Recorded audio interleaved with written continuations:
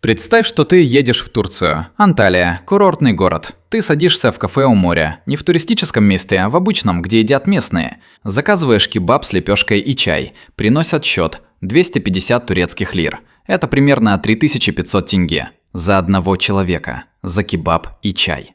А теперь другая картина. Туркестан, Казахстан.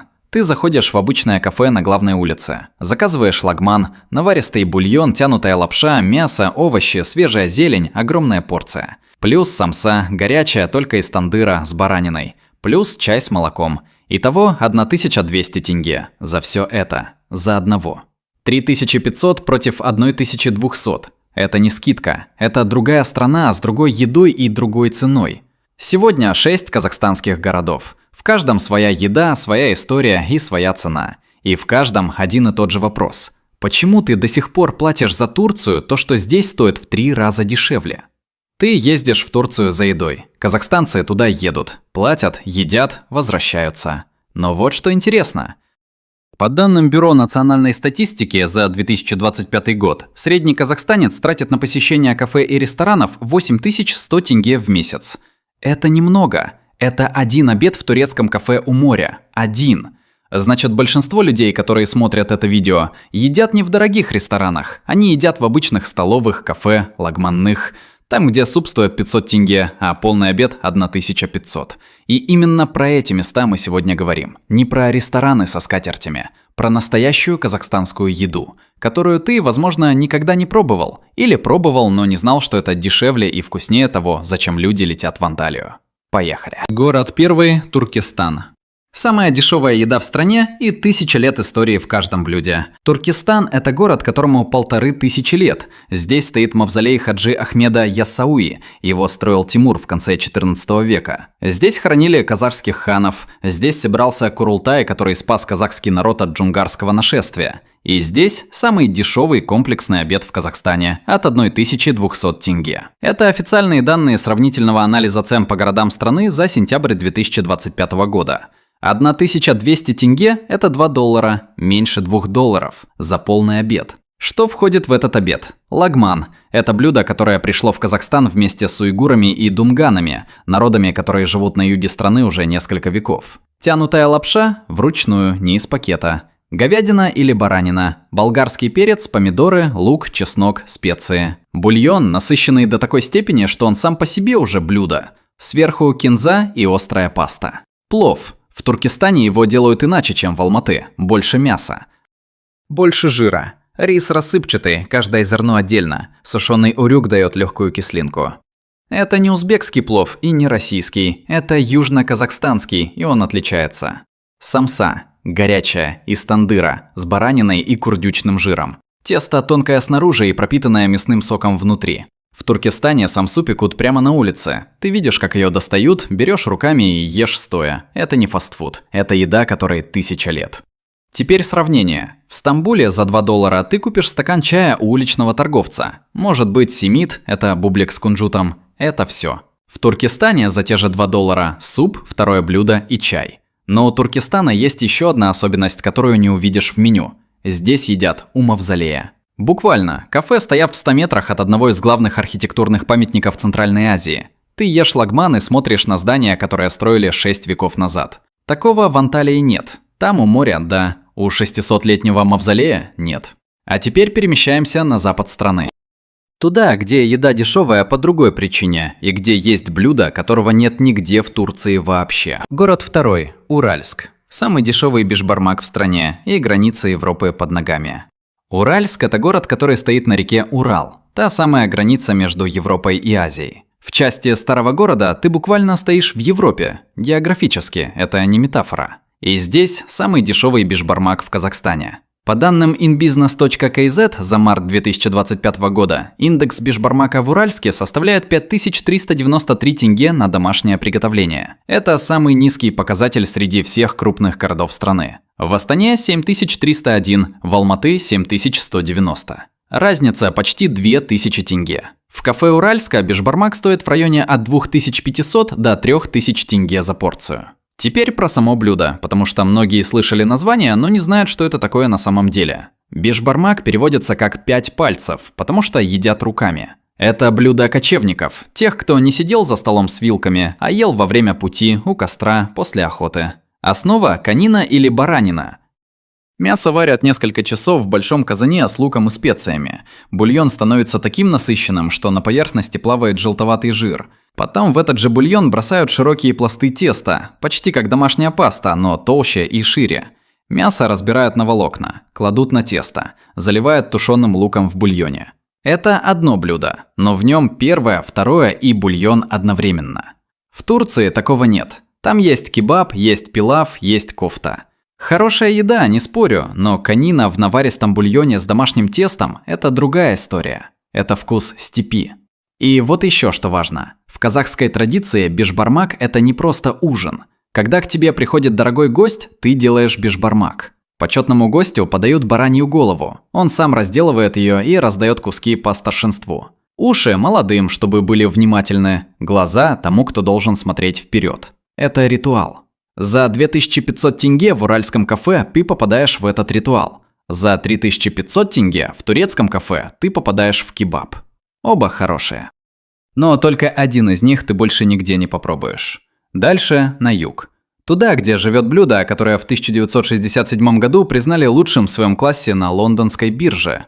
Только это не вино и не деликатес. Это рыба. Город третий – Балхаш, коктейль которого нет в меню ни одного турецкого ресторана. Балхаш – 75 тысяч жителей, Карагандинская область. Берег озера Балхаш, уникального водоема, который на западе соленый, а на востоке пресный. Такого нет нигде в мире, и именно здесь готовят коктейль. Коктейль – это рыба горячего копчения. Берут крупного сазана или белого амура от 3 килограммов. Рыбу не чистят от чешуи, разрезают вдоль хребта и разворачивают как книгу. Внутрь кладут кольца лука, помидоры, болгарский перец, закрывают решеткой коктейльницы и коптят на ивовых щепках. Отсюда и название «коктейль» по-казахски значит «ива». Рыба пропитывается дымом, соком овощей и собственным жиром. Чешуя снаружи – корка, мясо внутри – нежное, влажное, с запахом дыма и лета. Это блюдо придумали рыбаки во время голода от 1932 до 1933 годов, когда не было ничего, была рыба в озере и ивовые ветки по берегам. Голод прошел, коктейль остался. В Балхаше порция коктейля в кафе от 2000 до 3500 тенге, в зависимости от размера рыбы.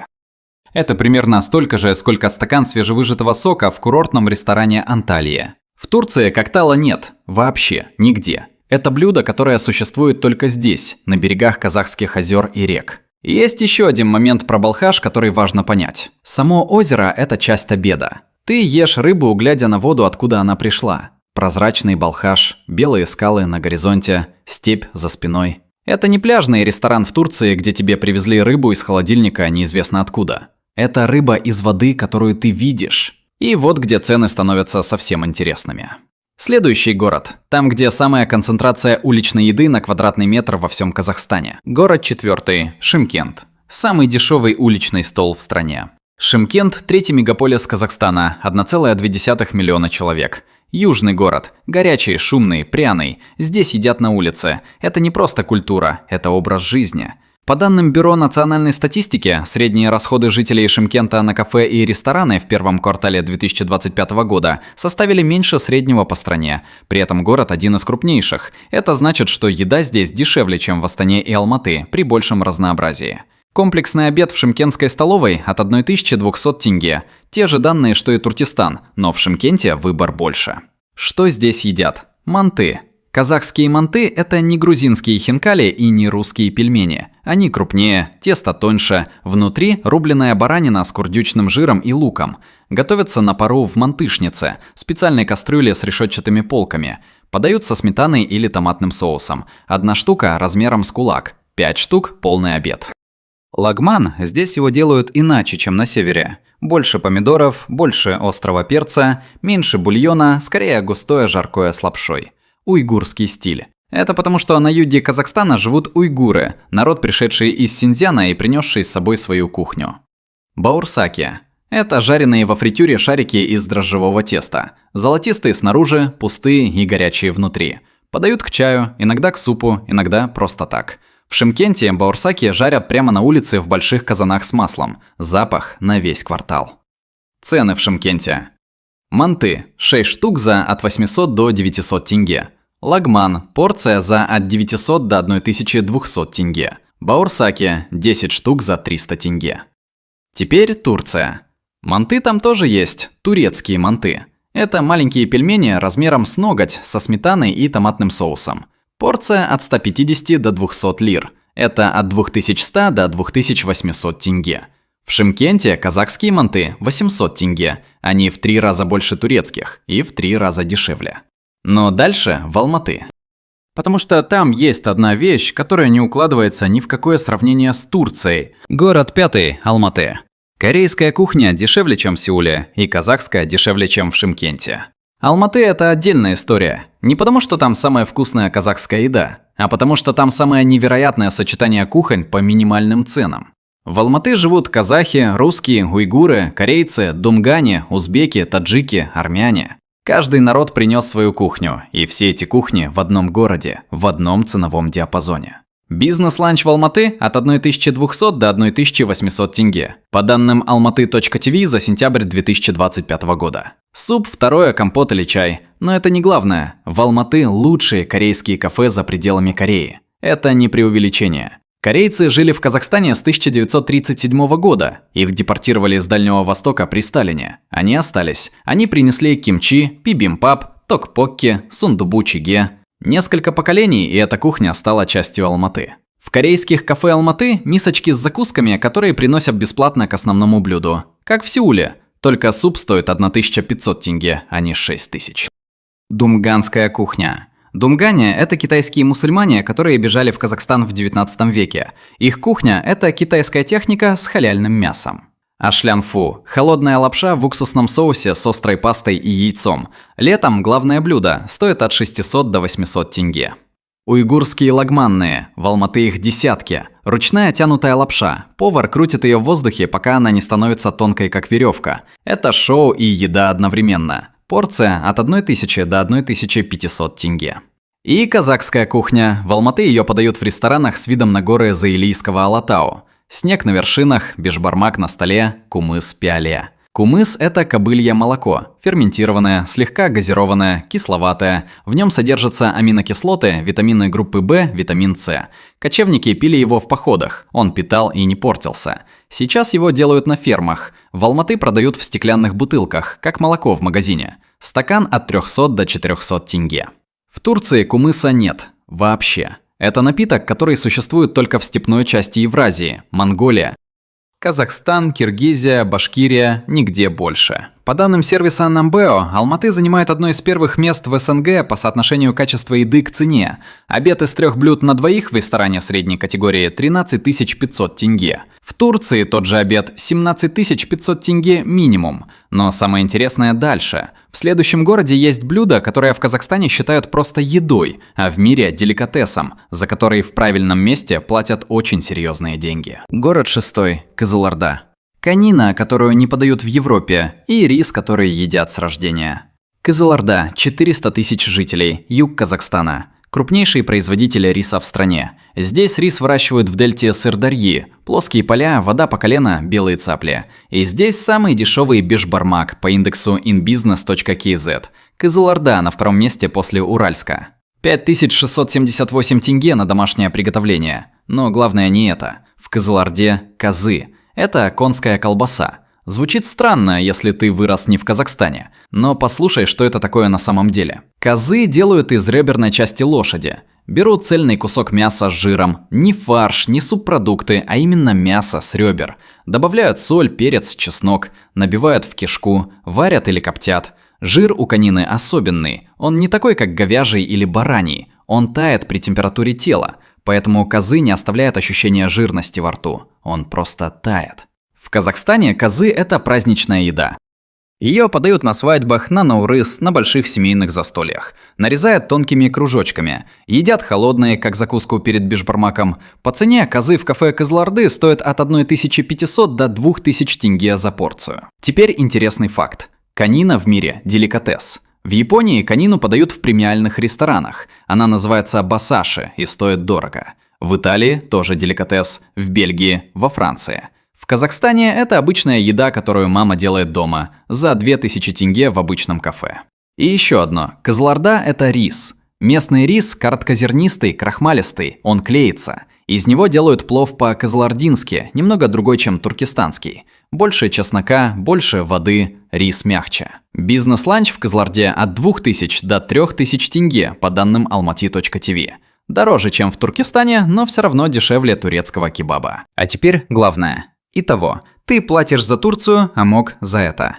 Давай сведем все в одну таблицу. Не красивую таблицу с колонками, просто факты.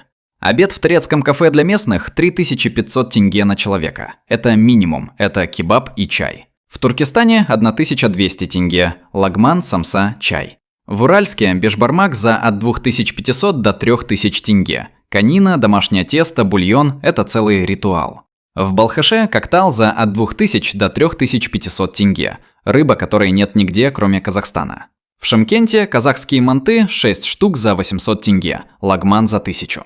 В Алматы ужин на двоих в среднем ресторане за 13 500 тенге. В Турции тот же ужин 17 500 тенге. В Кызылорде козы, деликатес, который в Японии стоит как ужин в ресторане, за 2000 тенге. Турция хорошая страна, вкусная кухня, красивые места, но посмотри на цифры еще раз. Казахстан – это страна, где за деньги одного турецкого обеда ты можешь поесть 3 раза. 3 раза по-другому, разные блюда, разные города, разные истории за каждым блюдом. Бешбармак – это еда кочевников, которые прошли от Урала до Алтая. Козы – это деликатес, который в Токио подают в дорогих ресторанах. Коктал – это рыба, придуманная во время голода и ставшая национальным блюдом. Лагман – это 1000 лет уйгурской кухни в одной тарелке. Все это здесь. Дешевле. И вкуснее не потому, что кто-то так сказал, а потому что это готовят люди, которые делают это с детства, для своих, по рецептам которым сотни лет.